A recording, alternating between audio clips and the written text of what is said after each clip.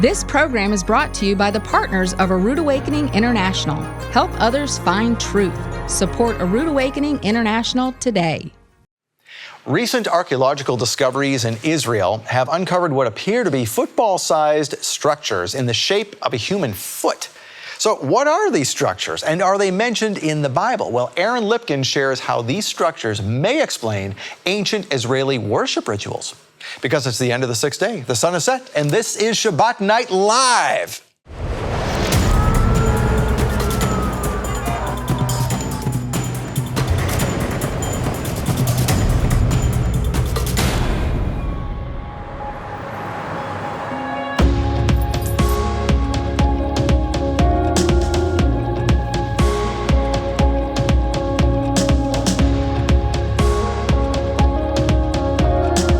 As they take this message out into the world.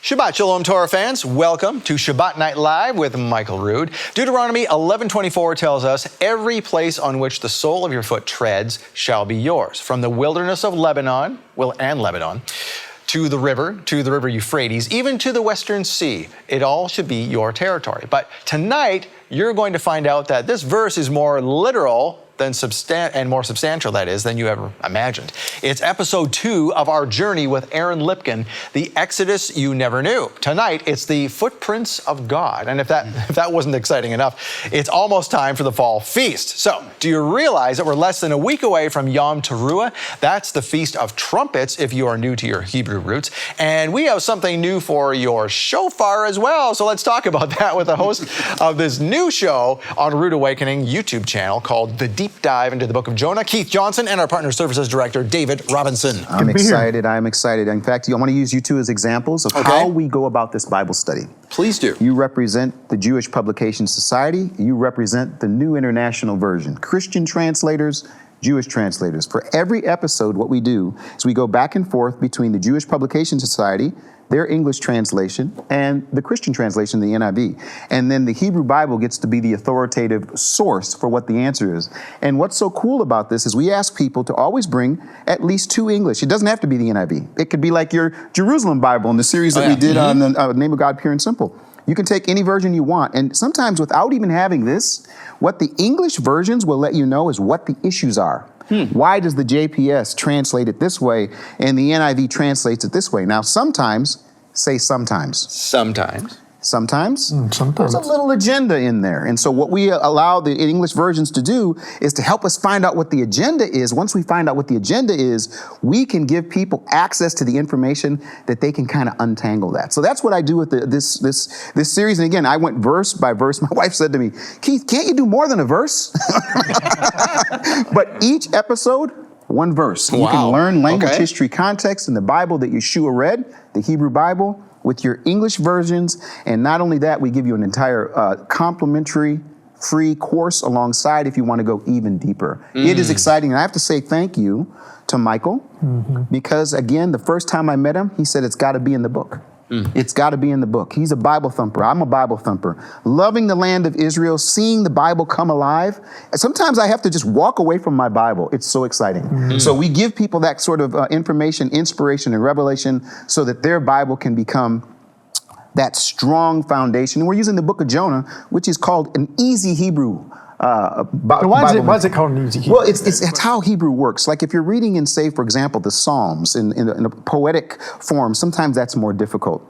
But in Jonah, it's a narrative. So it's like it's not as complicated with the words, many repeated words. People are going to find that, hey, I know that word. Oh, I saw that word in the next verse. I saw it 3 times in the next verse. And so we just go through the first chapter of Jonah if we can get through enough people in September to like, to subscribe, to share, to get the ball rolling. If we can get enough people by the end of this month, we'll start Yom Teruah with the next episodes. And we have a new episode every Sunday, every 1 Sunday, p.m. 1 p.m. Boom, there it comes on YouTube. Where is it? It's on YouTube. By the way, we've got Chris Clark doing Facebook. It's there. Jacob's doing YouTube. Who knows? We'll have little sections on TikTok. We'll do everything we can because we're giving it away to the world. And that's what I got to thank Michael for.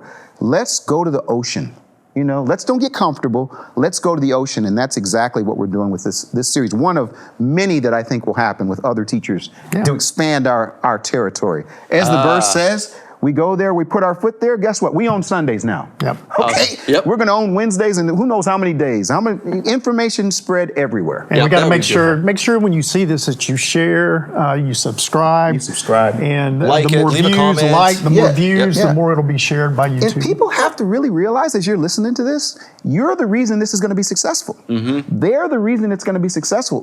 Shabbat Night Live. Hey, we've got a wonderful, thousands of people that watch this, but don't get comfortable. Share Shabbat Night Live. Comment about Shabbat Night Live. Do everything. It's a way that we can just share in a platform that's free to lots and lots of people. So that's what we're doing. Indeed. We're going to expand territory next week. Not this week. Can't say, really. We have a very exciting announcements. Yes. We've been waiting, guys, I'm literally years to tell you about this. You're going to freak out. So next week, be sure to tune into Shabbat Night Live. Yes. Has nothing to do with Shabbat Night Live, has nothing to do with the Deep Dive of Jonah. It's something else. Yes. Something else. That's all I'm going to say right now. Tight-lipped. Oh, it's so hard. I know, right? No, keep it in. No. But something we do have right now is this cool thing. We got to tell people about this thing again. This is created by a guy named Ken Cowart. And he goes to my Shabbat gathering. Very proud to know Ken. He's a good friend of mine, known him for years. And he says, hey, I got this idea for something for a Rood Awakening. Do you think people would like it? Do you like it? Yeah. It's a shofar holster. There's two of them. There's two of them. There's one with the name of Yehovah on it, and there's one that's with a little cartoon of Michael with some grain hanging out of his face and a cowboy hat, and it says, Shalom, y'all. You wear this to your next Shabbat gathering, man, are people going to ask about that? It is a shofar holster. David, you got the September love gift This is a September love gift, and look, it fits perfect. Look at that. There you go. It's got your belt loops. Right. Now, just to be clear, these things are not included in the love gift this month, but they're always going to be available. So don't worry. After September, it's still going to be here. Yeah, these are on the store. Yeah. I mean, they'll be there, but this is the September love gift. Yeah. And with the September love gift, we have a teaching from Aaron Lipkin. It's kind of the Aaron Lipkin month. Yes. Right? So we've got him on Shabbat Night Live. He's teaching us about Israel, just understanding Israel. This is really interesting. Understanding Israel, says the back of the DVD, examines what can be done about the situation between Israel and Palestine and the rest of it.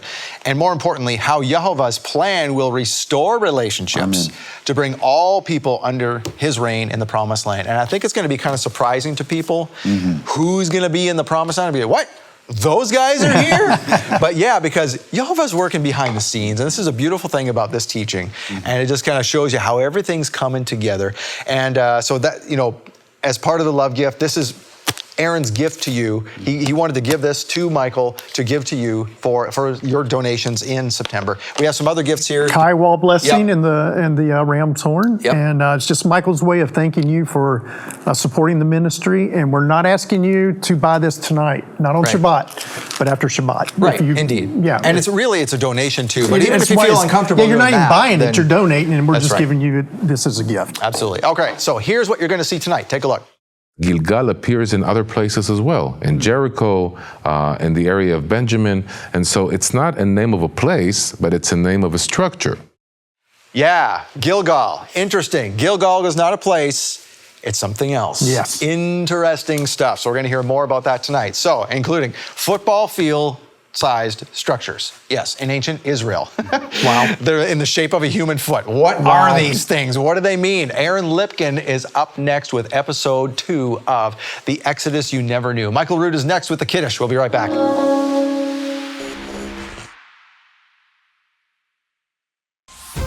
Israel has a complicated history. Wars, political tensions, and moving borders have created animosity among neighbors who were once friends. Israel resident and tour operator Aaron Lipkin gives us a local's perspective on Israel's history and how current events are shaping its future. When you separate the populations in these different political agreements and you create this ignorance and this hatred, then that's what you get. Understanding Israel with Aaron Lipkin examines what can be done and how Yehovah's plan will restore relationships to bring all people under his reign in the Promised Land. This special teaching is Michael Rood's gift to thank you for supporting A Rood Awakening International. When you donate $50 to this ministry in September, we'll send you Understanding Israel on DVD or Blu-ray. Donate $100 and we'll send you 2 gifts. Understanding Israel with Aaron Lipkin, plus an authentic ram's horn shofar from Israel, just in time for the fall feasts. Donate $300 and we'll send you 3 gifts. Understanding Israel with Aaron Lipkin, the ram's horn shofar, and a custom-made wall hanging from Israel, handcrafted in the shape of the word chai, meaning life in Hebrew. This beautiful keepsake contains semi-precious stones from Israel and a blessing for everyone who enters your home. These gifts are a limited-time offer from Michael Rood to thank you for your support. Make your donation today and receive the $50 gift, the $100 gift, or the $300 gift. Get these exclusive thank you gifts when you make a donation to support A Rood Awakening International in September. Hurry, supplies are limited. Call 888-766-3610. That's 888-766-3610. Or get your gifts online at monthlylovegift.com.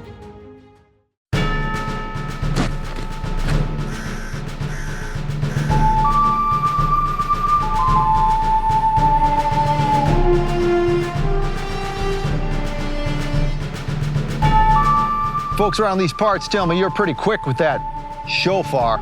I am. And that's a mighty purty holster you got there. You sure you can make me one? I am. Dude, why do you keep saying I am? It's the name of God, dude. Yehovah. You know, I am. Oh. There's only one problem with that, partner. You see, this Sabbath gathering ain't big enough for 2 shofar. Are you saying we should draw? I am.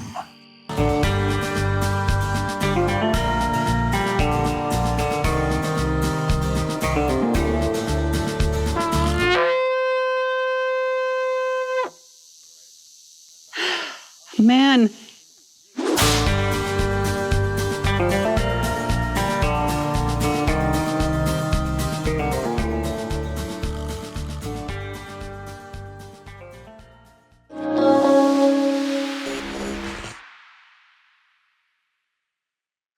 Some of the traditions in modern-day Judaism are what Yeshua said are takanot, laws which change biblical law, which are forbidden, and Yeshua said don't do them.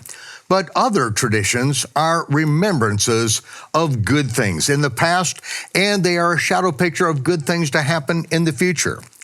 On the Sabbath, we take 2 challah loaves, 2 loaves of bread. This represents the manna, the double portion that we received on the 6th day. This was God's provision for us. And this is what it continues to mean to us today. When Yeshua, just before his crucifixion, the night before his crucifixion, at the Last Supper that he had with his disciples, he took bread and he blessed, not the bread, he blessed the Most High. And he said, Baruch atah Yehovah Eloheinu melech haolam hamotzi lechem min haaretz. And he broke the bread and he said, this is my body, which is broken for you. As often as you do this, remember this. By his stripes, we were healed. And then he took the cup and he said, in the prayer of Melchizedek to Abraham, Baruch atah Yehovah Eloheinu melech haolam borei peri hagafen. Blessed are you, Yehovah, our God, King of the universe, creator of the fruit of the vine. And Yeshua said, this, what you have been doing for 1,000 years from the time of Abraham, this represents the renewed covenant in my blood. This is how I will pay for the broken covenant. I will pay the death penalty and do this until I come.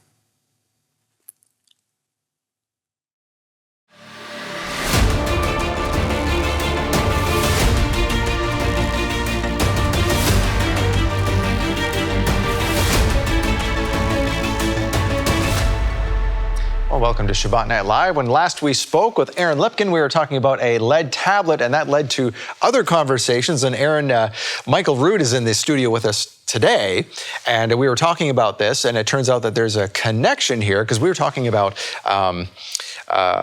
Tim Mahoney and Michael, and turns out Michael knows your dad. Right. Let's talk about that. Who is your father? My father is Avi Lipkin. He's also known with his pen name Victor Mordecai. My father has been lecturing in churches for the past 30 years, and mainly about the threat of Islam to the Western world. Warning about Islamic terrorism years before 9/11.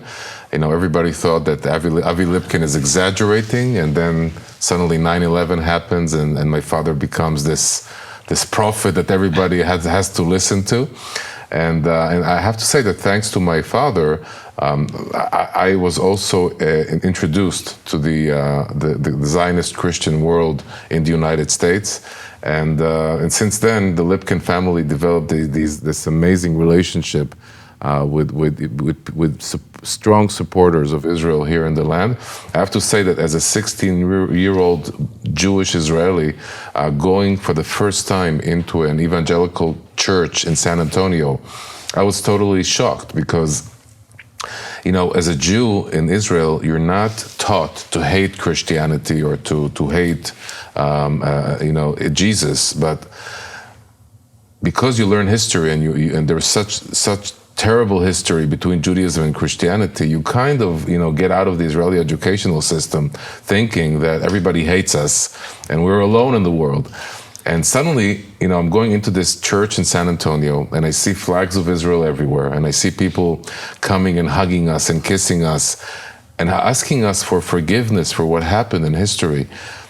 That was the first time that I understood that reality is much more complex than I thought. And I came back to Israel, shared this amazing news with my friends in Israel. No one believed us. But I have to say that today, 30 years afterwards, the people of Israel really appreciate the support that we're getting from the Zionist Christian world in the United States and all over the world. We understand that we have allies that are standing with us as we walk together to receive Messiah. And it doesn't really depend on who's in the government. It's the people. Right. It's the people. Right. That doesn't change. Exactly. Government changes. The people don't change. Amen. So, it's something you mentioned about your dad. This 9/11, people might be saying, well, what's the connection between your dad and 9/11? And the key is 1997. Tell me about 1997. Right. So, my mother, who we didn't speak about, is a radio and TV employee in Israel.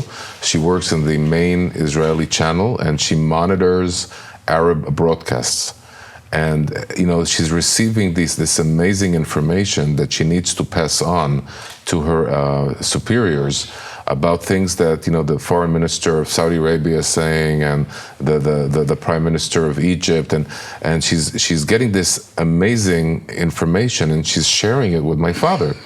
And some of that information is a certain politician, a Muslim politician, that is talking about that possibility of planes crashing into buildings. In 1997. Yeah, so my father is sharing that, on the news here in Christian ministries.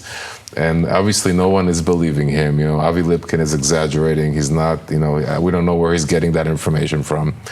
And suddenly it happens.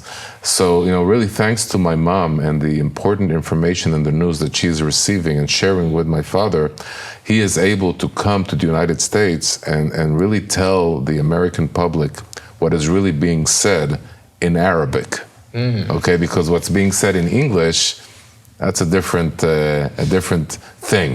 What's being really said and meant is in the Arab language, and that's what my father is bringing to the American public.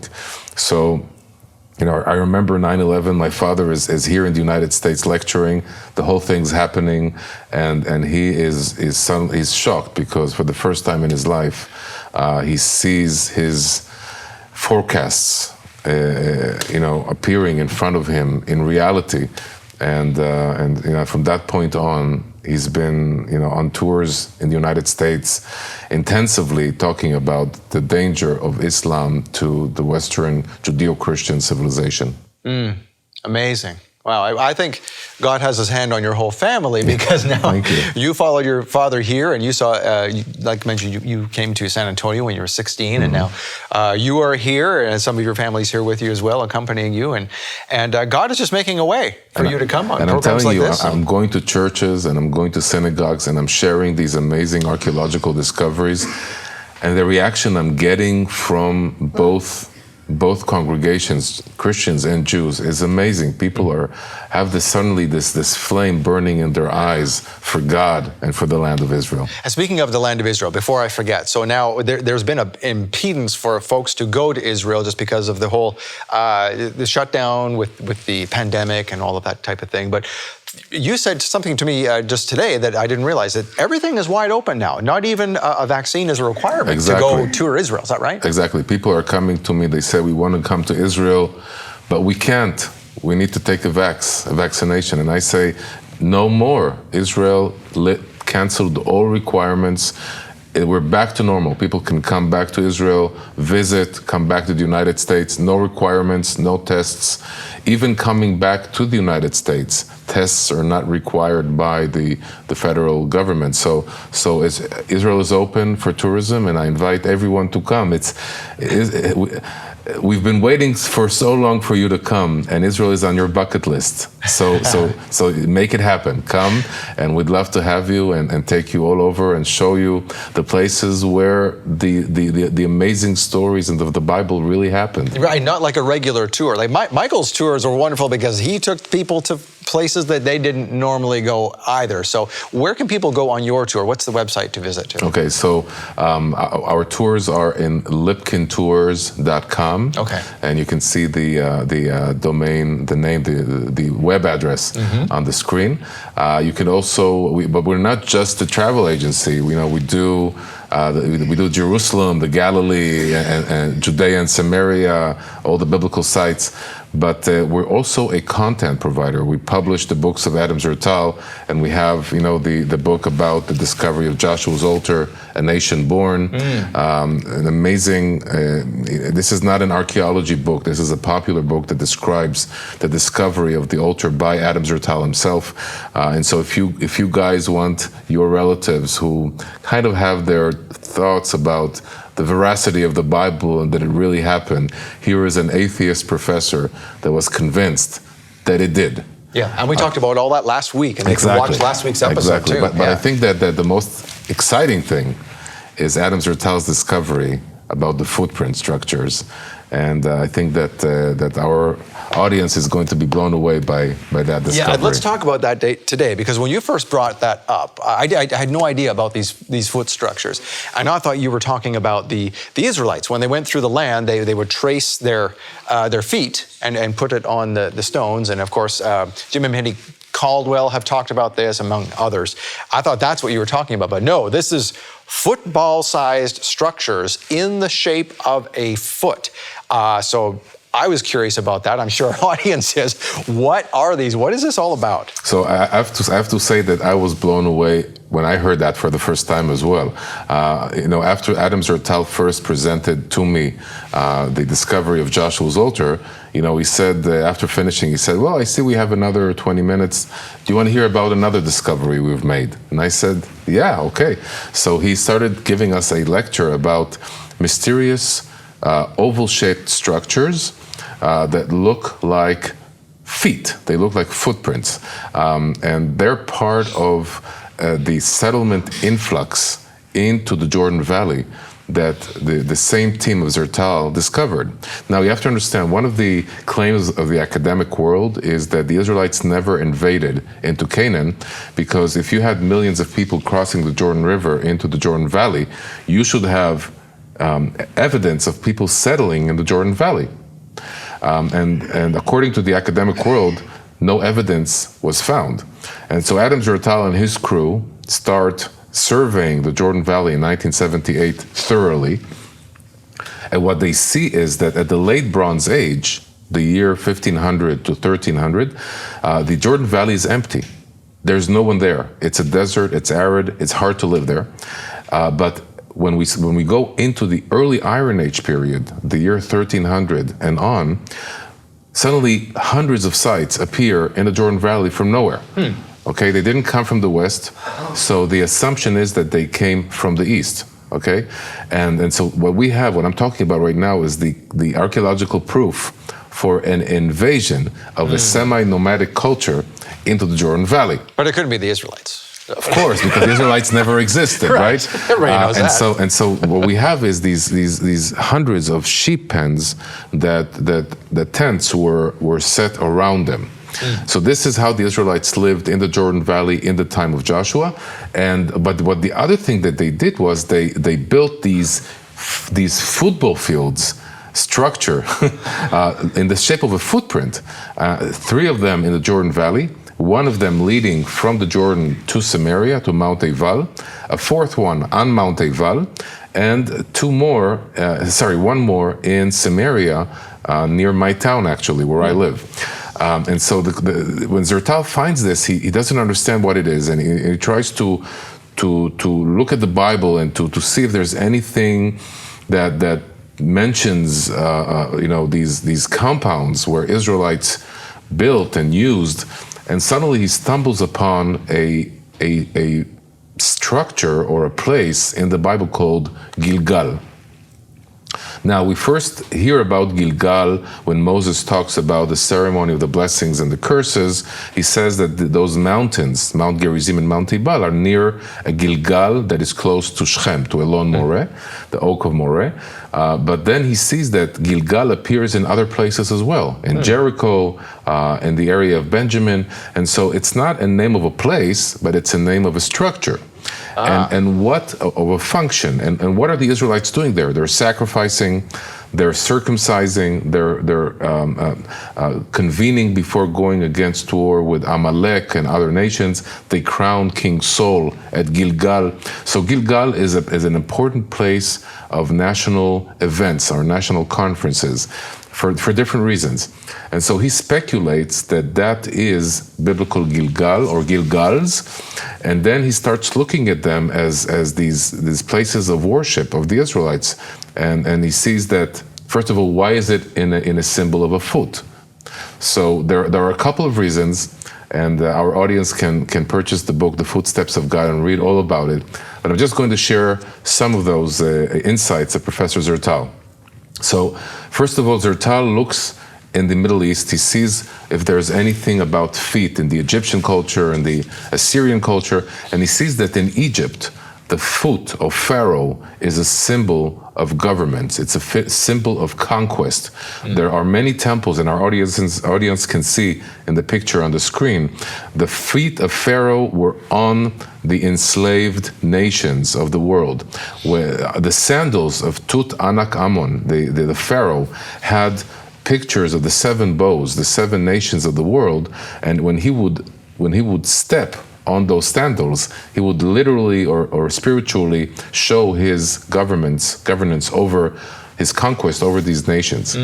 But when we look at the Bible, we see that the Bible is also filled with the word foot or feet, and in different categories. And I think one of the most evident ones in the book of Joshua and in Deuteronomy, the time that we're talking about, God is saying to Joshua, wherever you will tread your foot will be yours, from the Lebanon to the desert. So the foot is basically the Israelite flag that says, this is ours. This belongs to the Israelites. This belongs to God. And so Zertal believed that is the reason why they're putting so much energy in building these footprint structures. But that's not the only thing. Another interesting thing is, Zertal is saying to himself, how do you say pilgrimage in Hebrew? Pilgrimage in Hebrew is aliyah laregel, which means literally going up to the foot. Okay? Now, we've never, as Hebrew speakers, we never really think about what we're saying. It's just a term we use to say going up to the temple or going to the Mishkan, the place of worship. But suddenly now, after finding these footprint structures, we understand that when the Israelites said, we're going up to the foot, it literally meant were going to the footprint structure to worship the God of Abraham, Isaac, and Jacob, to do pilgrimage. So I think that's an amazing understanding.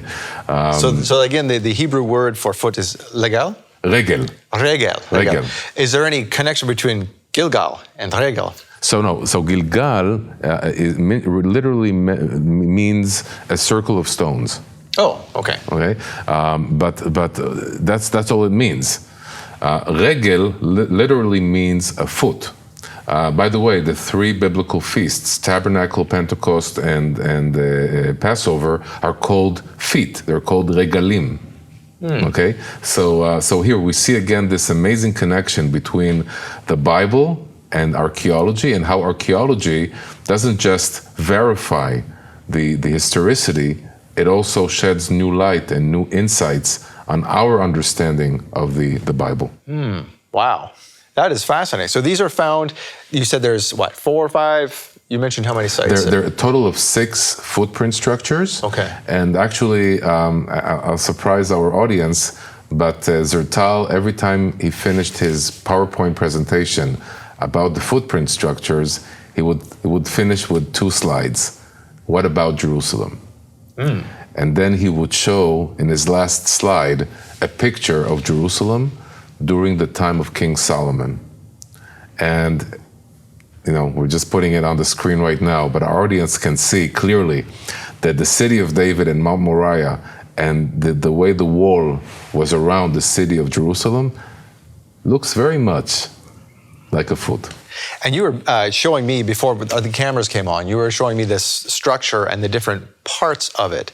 So there is we'll show something on the screen here, one of these. There you can see the elevation of this one particular, and there's sort of a common area and a holy area. Could you explain that? Yes, so many of the structures have inner separation inside of them that apparently, according to our assumptions, separate between a holy and the Holy of Holies, where only the high priesthood could go into and do the sacrificial ceremonies. But aside from the inner divisions of the footprint, we also see that many of them have a high ground, a bama, or an altar. I mean, especially Joshua's altar that we just spoke about, that's the bama of the footprint on Mount Ebal. But what we also see in some of these footprint structures is really interesting. We see that some of them have something called a procession road. So part of the outline of the foot is actually a way where people can walk between 2 rows of stone around something.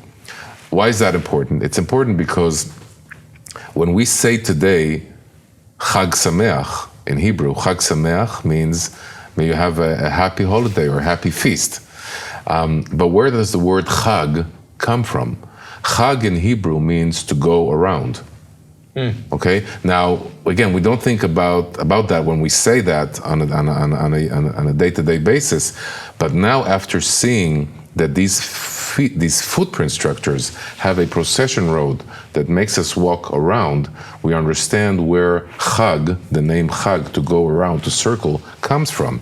And even today, when you come to synagogues during tabernacles, you see Jews holding the 4 species in their hands, and they're walking around the main platform in the synagogue in remembrance of the ceremonies in the temple. So going around is definitely part of the ancient Israelite worshiping. And again, we see that, literally, physically see that in the footprint structures. Does that have anything to do with marching around Jericho?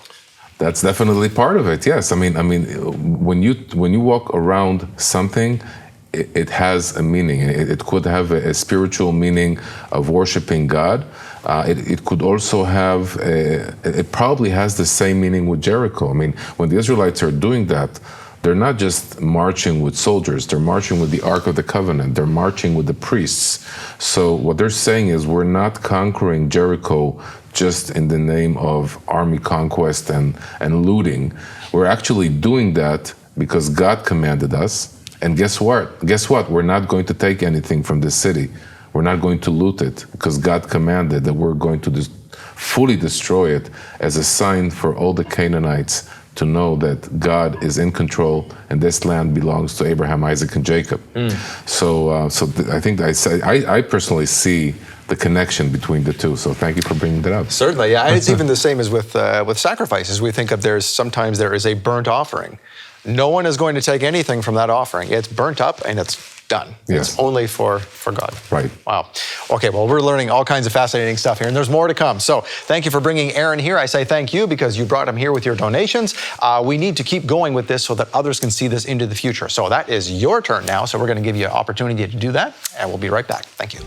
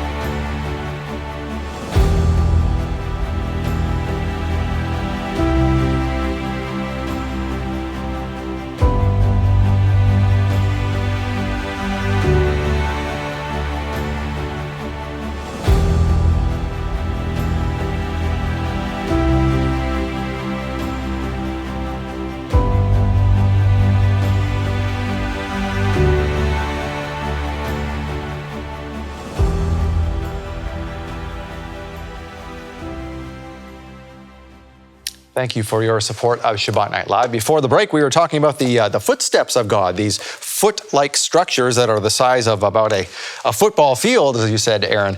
And so we're seeing these, and then we see the sandals of Tutankhamun, which we showed before, and even in their hieroglyphics of his foot on top of his conquered people.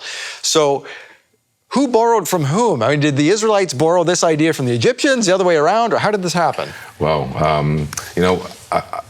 I remember being a student in high school and being aggravated that my teacher is saying that the Bible was invented and it was actually from Assyrian and Babylonian mythologies. So I remember that kind of brought me into a period where I was very zealous for the Bible, and in my mind, the Bible was given to us from God in Mount Sinai, and there's no foreign intervention. This is purely what God gave us, period. But I have to say today that I'm so confident in my belief in God and the divinity of the Bible that suddenly I'm starting to open up and listen to what's being said about the history of the Israelites, where they were, what they did, how they spoke, and suddenly I see that foreign influence doesn't take away from the divinity of the Bible. It actually verifies the biblical story. And when Adam Zertal is saying that the reason why the Israelites are building these footprint structures, and that this probably is from Egyptian thinking and culture, for me, that is not taking away from the historicity of the Bible, it's actually proving it. Because the Israelites were in Egypt for centuries. Right, so in order for them to exist, they borrowed Egyptian They were ideas. part of Okay. Egyptian society. They spoke Egyptian. You know, when you meet a person in the street with the name of Boris, you immediately know that he is probably from Russia, or his parents are from Russia. Well, guess what? Aaron, Moses, Miriam, Tzipporah, Phineas, these are all Egyptian names. Okay, that shouldn't surprise us because, again, the Israelites lived in Egypt. When you meet a Jew today in the United States, his name is probably going to be Henry or Robert, okay? But that's because he's living in America, in a place where people speak English, and these are the names, the common names. I'll give you another example. When we read the stories on Moses and how God says to Moses, just know that I will make the heart of Pharaoh harden his heart, yeah. Okay? Now, the word in Hebrew is kaved, ani achbid et libo, which means I will make his heart heavy. Okay? Now, why am I putting this on the table? Because when we look at Egyptian theology, we see that when Pharaoh dies, when he passes away and he goes to the next world, there's a whole ceremony going on. The gods are putting the heart of Pharaoh on a scale, and on the other side of the scale is a feather. If the heart of Pharaoh is light, then he moves on to heaven. But if his heart is heavy, then he's not going next, he's going to hell. Okay? So what we have here is a clear quotation from the Egyptian theology. What is God saying? God is saying, I'm going to make Pharaoh's heart heavy, which means I'm going to send him to hell. Okay? Now, again, this shouldn't surprise us because the Bible was written at the time that it happened. So the Israelites know exactly what it means, but also the Egyptians that are hearing this and listening to this, because Moses is in Egypt at the time that this is happening, and it's telling to everyone, Pharaoh is going to say no, because God is going to make his heart heavy. You understand? So this is another sign of Egyptian language, Egyptian culture, Egyptian religion that verifies that the Bible was written indeed at the time that it's describing. Interesting. You know, in the New Testament, we have the epistles of Paul, where he is going to these Greek places, and he says basically to the Greeks, I am Greek, to these people, I'm this people. So he's trying to fit in to help them understand God from his perspective and speak their language, so to speak. And so it sounds like this is the same thing. Exactly. God is trying to say, hey, look, if you've been in the Egyptian culture for so long, I'm going to give you an Egyptian idea that you can grasp because that's what you've grown up with. Is that right? Exactly. Okay. Exactly. But I actually have a surprise for you and our audience. There is a theory going on among Bible scholars in Israel and also outside of Israel, also Christian Bible scholars, that the Bible is not describing the whole story. Okay, and this is like, I would say, Bible 2.0. This is for people who are advanced and people who are really interested. Oh, you're speaking to that audience. Okay. Go ahead. Yeah. So I'm going to share some interesting thoughts about what's going on. I think the first question we need to ask is the Bible a history book? Now, our gut reaction is to say yes, because we have so many people denying the historicity of the Bible. And it's true that the Bible is describing real historical events. But the question is the Bible a history book? And my answer is, it's not. The Bible is a book of faith. It's a book of morality, of providence, of prophecy, of miracles.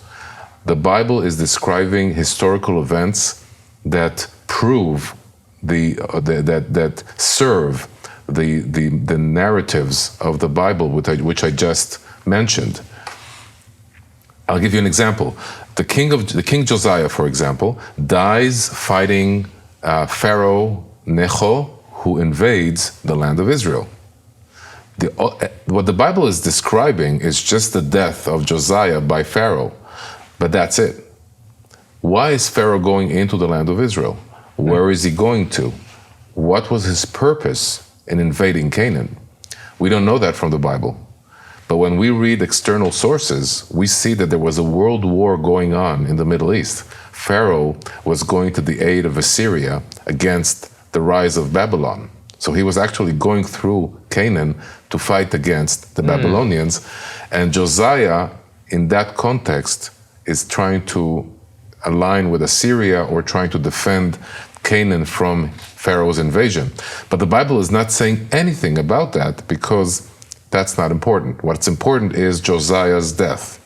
You understand? So if the Bible was a book of history, it would have to say everything about the context. Why is Pharaoh coming in? What's going on? What's his purpose? The Bible is not saying that. And so when we look at the stories of Genesis and the Exodus, we see something that historically is unbearable. The story in Genesis finishes with the death of Joshua and the Israelites multiplying. And then the next thing we see 400 years later is the story of Moses and the Exodus.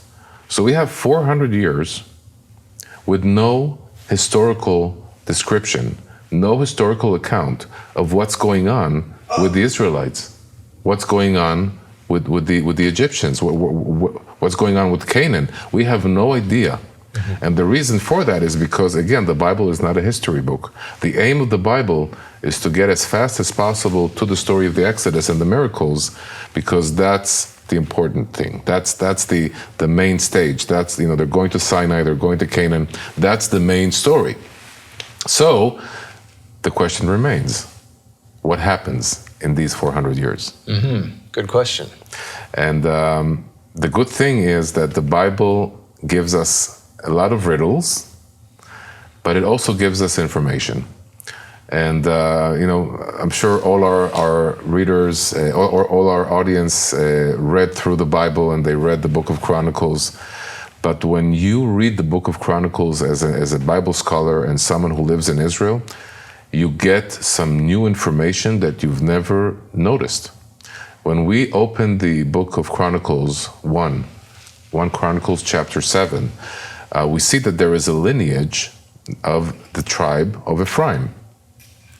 Now, who is Ephraim? Ephraim is the son of Joseph. And apparently, Ephraim was born and raised in Egypt, continued living in Egypt. His descendants also lived in Egypt. But when you read Chronicles chapter 7, you see a totally different story. Suddenly, the lineage of Ephraim stops and we hear a story. And the story is that the children of Ephraim are being killed by the people from the city of Gat, which is in Canaan. It's not in Egypt.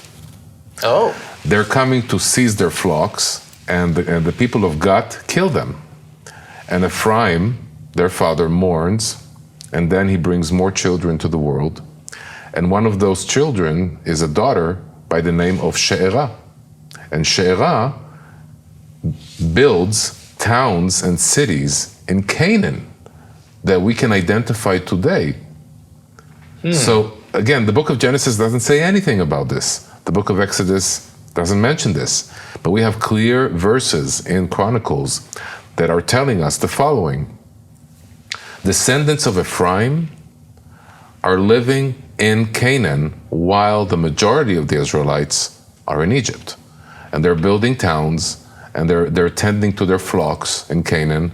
And this is happening in the area of their tribal land that we know about later on in the book of Joshua. So this is news. What's going on here? We have Israelite tribes in Canaan. Right, because we assume that all of Israel was trapped in Egypt. Exactly. And now let me give you another interesting story. We go to the lineage of Manasseh. Okay, Manasseh again is the son of Joseph, the brother of Ephraim, someone who was born and raised in Egypt, his descendants were also supposedly have to be in Egypt. But suddenly we read the lineage of Manasseh, and we see that the son of Manasseh, Machir, is the father of Gilead. Now, for us, father of Gilead means that he had a son called Gilead, which is true. But the Bible scholars and the Bible sages interpret the father of Gilead as the person who established the towns and villages of the region of Gilead. Like a founding father. Exactly. Okay. Yep. So, again, this is surprising. We have another verse that says that there's a possible Israelite colony on the eastern side of the Jordan River in the area of the Gilead Mountains and the Golan Heights. And so, why is this interesting? It's interesting because when we read the book of Exodus, when we read the book of Leviticus and Numbers and Deuteronomy, we have a couple of question marks that arise. I'll give you an example. The Israelites are advancing to Canaan. And suddenly we have some tribes that are seeing that the areas on the eastern side are very nice and very good for cattle and for livestock. And they don't want to go into Canaan. They want to stay on the eastern side. So which tribes asked Moses not to go into Canaan and stay outside in Jordan? So everybody says, oh, well, it's Reuben, Gad, and the half-tribe of Manasseh. But when you look at the Bible and you read it, you see that the tribes that asked Moses to stay behind are just Reuben and Gad. And Moses is angry at Reuben and Gad for not wanting to come into Canaan. And Reuben and Gad say to Moses, we will go first into Canaan, battle, and make sure the land is conquered, and only after it's conquered, we'll go back to our tribal land on the east. And then Moses is content, and he gives Reuben, Gad, and the half-tribe of Manasseh their lands on the eastern side of the Jordan River. But the half-tribe of Manasseh never asked to stay behind.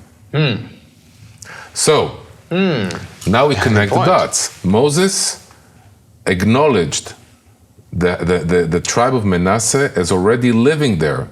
Okay, the book of Chronicles shows that the area of Manasseh, of Gilead and Golan Heights was already inhabited by the Manassites.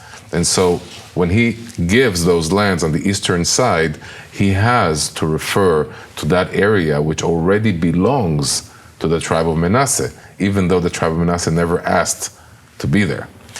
So this is definitely a way to solve that riddle, that question mark that comes up. Wow, that's very interesting. So how do you so we look at the Golan Heights today, very disputed area. How do you see politically today? Is there some kind of mirror with that sort of half-tribe of Manasseh being there, and now what's going on with that today? Is there some connection? I think that the fact that God made us victorious in 1967 and in 1973, the Six-Day War and the Yom Kippur War, that we were able to liberate the Golan Heights, which were part of our biblical inheritance according to the Bible. These are the areas that belonged to the tribe, the half-tribe of Manasseh. And suddenly we have them back. I think that that's a clear sign from God that this has to be part of modern Israel as well.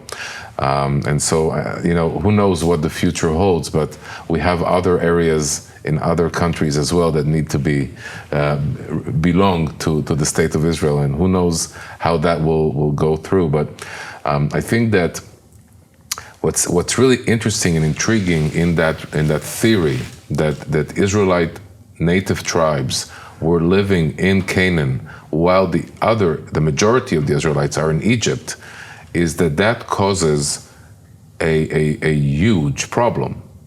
That problem is that when the Israelites are going through the miracles in Egypt, they're going through the parting of the Red Sea, but most importantly, they go through Sinai.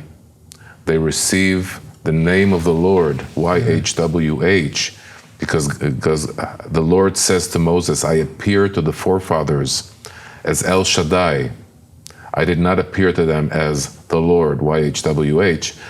It means that this name started out in Sinai. That's where it came from. And so all of these events, the receiving of the Torah, the commandments, all of this is happening to a certain portion of the Israelite nation, while their brethrens are not part of it. By the way, in Mount Sinai, God says to the Israelites, I'm appearing to you, but also to those that are not here. Okay? Who are those that are not here? It could be the future generations, but it could also be Ephraim and Manasseh that are not part of this whole event that's going on. And so, we have a difference here. We have a part of the Israelite nation that is still believing in the pre-Sinaitic theology, which is monotheism, the monotheism of Abraham, Isaac, and Jacob. It's circumcision. It's the not eating the tendon, because with Jacob fighting the angel, they revere the patriarchal sites of Bethel, Shiloh, Shechem. They marry the brother with the wife of the late deceased brother. These are all commandments that are kept in the pre-Sinaitic patriarchal Israelite religion. Suddenly we have Israelites coming out of Egypt with a new, or an addition theological worldview and theology that needs to be adopted by the native Israelite tribes in the land of Israel.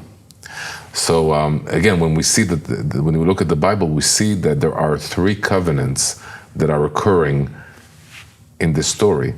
Hold it right there. Let's talk about that next week. Okay. That there's a whole story opening up here. Right. My mind is blown by this. Makes all kinds of sense on all kinds of levels. So let's talk about that next week. So Aaron, thank you for joining us, and thank you for coming back next week. And you come back next week too, okay? We're going to talk about the 3 covenants, all about this story.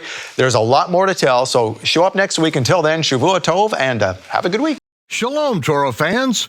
Give this video a thumbs up and share it with a friend. Tap the subscription button and the bell icon, and I promise to update weekly with in-depth biblical research. Be sure to download the new michaelrood.tv app for both mobile and home devices for even more commercial-free content.